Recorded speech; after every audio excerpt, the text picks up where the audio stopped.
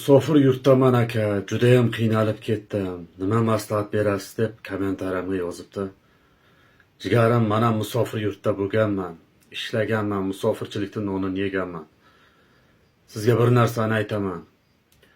O'sha musofirda ishlab qiynalayotgan bo'lsangiz, siz bu yoqda esa ota-onangiz, aka-ukangiz, opa-singligiz, oilangiz sizni sharofatingiz bilan, endi Alloh taolo beryapti, sizni sharofatingiz bilan mazza qilib yeb, ichib, qorni to'q yuribdi.